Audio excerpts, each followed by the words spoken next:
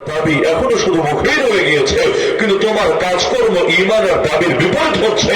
একটাবার যাচাই করে দেখো, একটাবার মেপে দেখো, একটাবার তুলনা করে দেখো। তা আল্লাহ রাব্বুল আলামিন তুলনা করার জন্য কাকে উপস্থাপন করলেন?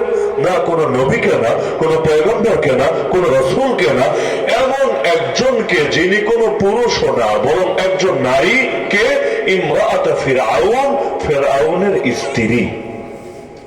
আল্লাহ তাআলা সমস্ত ইমানদারদের মধ্যে ফকিরহাটের ইমানদাররা তো নাই মনে হয়। সমস্ত ইমানদারদের মধ্যে আপনারা আছেন নাকি নাই? আপনাদের জন্য আমার আল্লাহ উদাহরণ হিসাবে, দৃষ্টান্ত হিসাবে, নমুনা হিসাবে, মডেল হিসাবে আল্লাহ উপস্থাপন করলেন কাকে? ফেরাউনের স্ত্রীকে। তাহলে কি আছে ফেরাউনের স্ত্রীর মাঝে যেটা থেকে আমাকে শিক্ষা গ্রহণ করতে হবে? অথচ তার জীবনের বড় একটা অংশ কেটেছে কুফুরের ভেতরে, শিরিকের ভেতরে, জাহেলিয়াতের ভেতরে। ফেরাউন যত অপকর্ম করেছে, সে যেহেতু ফেরাউনের সহধর্মিনী, তার জীবন সঙ্গিনী, তারই বিভিন্ন ভাবে সহযোগিতাকারী। ঘরের ভেতর থাকলে টুকটাক সহযোগিতা তো এমনিও করা লাগে। আর জালেমের সহযোগিতা মানে শুধু জুলুমের ক্ষেত্রে সহযোগিতা এমন না, বরঞ্চ জালেমকে খাবার রেঁধে দিচ্ছেন, জালেমের সামনে খাবার পরিবেশন করে দিচ্ছেন, জালেমকে আপনি মাথার চুল আঁচড়ে দিচ্ছেন, জালেমকে বিভিন্ন ভাবে শারীরিক খেদমত আঞ্জাম দিচ্ছেন। এগুলোও তো কোনো না কোনো পর্যায়ের খেদমতি বটে।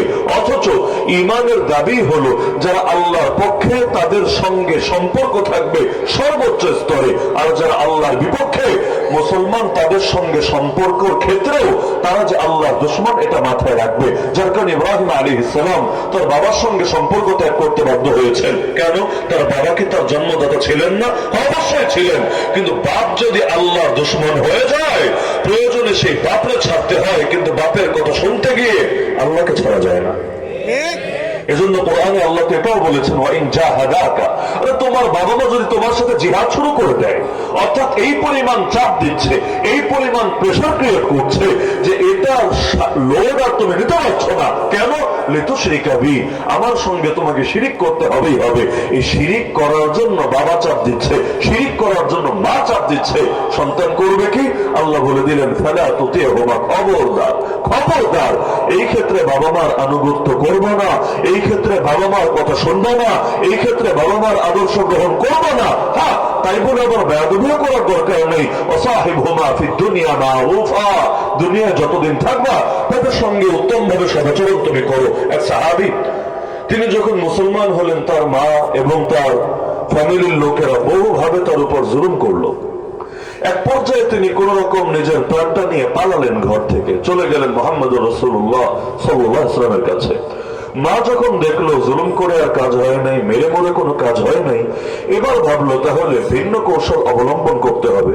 সবসময় মেরে মেরে হয় না, কখনো কখনো ভিন্ন তরিকা দিয়ে, সেটা পয়সা দিয়ে কেনা হোক অথবা সেটা ইমোশনাল ব্ল্যাকমেইল হোক, বিভিন্ন মাধ্যমে গ্রহণ করে। তো মা এইটা করলো, সে ঘোষণা দিল যে এখন থেকে আমি অনশনে বসলাম। ইসলামের দৃষ্টিতে তো আবার অনশনের বিধানকে সেটা ভিন্ন আলাপ, মা তো আর মুসলমান না, যার কারণে তার দৃষ্টিতে এটা মাসালা কি সেটা তো আর বিবেচ্যই না। সে বলল, আমি অনশন শুরু করব, আমি একটা দানাও খাবো না, একটা ফোঁটা পানিও পান করবো না, এমনকি ঘরেও থাকবো না। আমি সূর্যের নিচে গিয়ে বসে থাকবো। তো কোন দেশের সূর্য? বাংলাদেশের তো না, ওই মিডল ইস্টের আকাশের সূর্য আর এই দেশের সূর্যের মধ্যে, সূর্য যদিও এক, তাপের মধ্যে বহুত পার্থক্য আছে। যারা হজে গিয়েছেন, যারা উমরায় গিয়েছেন গরমের সিজনে, তারা ভালো বুঝবেন। তো এখন সেখানে এই মরুভূমির দেশে রোদের নিচে গিয়ে বসে থাকবে, এমনকি সেখানে একটু খাবেও না, পানও করবে না, বিশ্রামও নিবে না। কেন? যদি তার সন্তান ফিরে না আসে, এই জীবন রেখে আর কি হবে? এভাবে অনশন করতে করতে মরবে।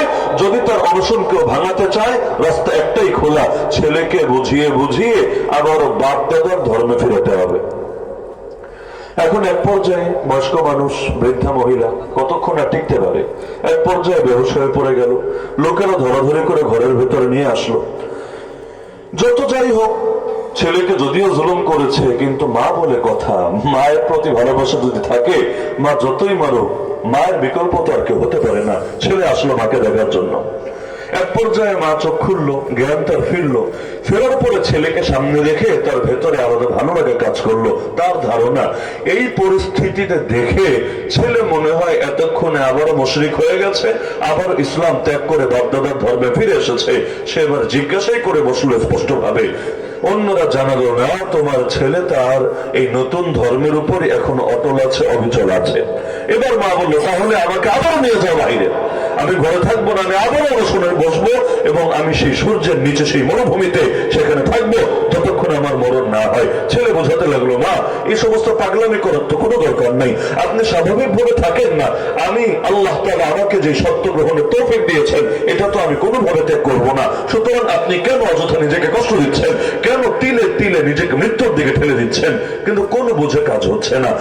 মা তার সিদ্ধান্তে অনড়, এদিকে ছেলেও তার ধর্ম পরিবর্তন করবেন এই সিদ্ধান্তে অনড়। এক পর্যায়ে ছেলে যখন দেখলো মা কোনো কথাই শুনছে না, তাকে ঘরে রাখাই সম্ভব না, ঘরের বাইরে যাবে, মায়ের কানের কাছে মুখ নিয়ে বললো, মা আল্লাহ জাতে পাকের কসম খেয়ে বলছি আপনি একবার না, আপনি যদি একবার অনুসরণ করতে করতে মরেন, আবার হায়াত পান, আবার অনুসরণে বসে আবার মরেন, আবার হায়াত পান, আবার অনুসরণে বসে আবার মরেন, এভাবে 10 বারও যদি মরেন, আমি আপনার 10 বারের মরণ, আমি আপনার 10 বারের মরণ গ্রহণ করে নিতে রাজি আছি, কিন্তু আপনাকে খুশি করার জন্য আমার আল্লাহর সঙ্গে বেঈমানি করতে রাজি না। আমার চাল চলে গেল, আপনার চাল চলে গেল, গোটা পৃথিবীর সব চলে গেল, আমি নবী মুহাম্মদ রাসূলুল্লাহর সঙ্গে আর কখনো বেঈমানি করতে পারবো না। তাহলে কি বোঝা গেল? দিন বড় না বাপমা বড়? দিন বড় না আত্মীয়তা বড়? এজন্য ইব্রাহিম আলাইহিস সালাম দ্বীনের জন্য বাপ ছাড়তে বাধ্য হয়েছেন, নূহ আলাইহিস সালাম দ্বীনের জন্য পুত্র ছাড়তে বাধ্য হয়েছেন, লূত আলাইহিস সালাম দ্বীনের জন্য স্ত্রী ছাড়তে বাধ্য হয়েছেন, নবী মুহাম্মদ রাসূলুল্লাহ সাল্লাল্লাহু আলাইহি ওয়াসাল্লাম দ্বীনের জন্য দেশটাও ছাড়তে বাধ্য হয়েছেন। দেশেও থাকতে পারেন নাই, কাবাও থাকতে পারেন নাই, নিজের আপন চাচা, নিজের বংশ সবাইকে ছাড়তে বাধ্য হয়েছেন। তো বলছিলাম, তো যেই আসিয়ার জীবন কাটলো এই ফেরাউনের সহযোগিতায় তার ঘরে তার সহধর্মিনী হয়ে, আল্লাহ তাআলা ওই আসিয়াকেই এমন কবুল করলেন, সমস্ত ইমানদার কিয়ামত পর্যন্ত যত কোটি আসুক না কেন, সমস্ত ইমানদারদের জন্য তাকে একটা দৃষ্টান্ত হিসাবে সূরা তাহরিমে উল্লেখ করলেন। কি ছিল তার মাঝে, কি ছিল তার মাঝে সেটা বোঝার আগে এটা বোঝেন, আল্লাহ তারে কবুল করলেন কিসের কারণে? ফেরাউনকে তো কবুল করেন নাই, ফেরাউন তো লাস্টে গিয়ে ঈমান আনতেও চেয়েছিল, মুখ দিয়ে কালেমাও পড়তে চেয়েছিল, আমার আল্লাহ ওই তৌফিকটাও দেন নাই, ফেরেশতারা তাকে এখানে পর্যন্ত বাধাগ্রস্ত করেছিল। তাহলে ফেরাউন কবুল হলো না, আসিয়া কবুল হলো কিভাবে? কি ছিল আসিয়ার মাঝে? শেষ জীবনেও আল্লাহ তাকে ঈমানের দৌলত খালি দিলেনই না, সমস্ত ঈমানদারদের জন্য একটা দৃষ্টান্ত বানিয়ে দিলেন। চিন্তার বিষয় না? কি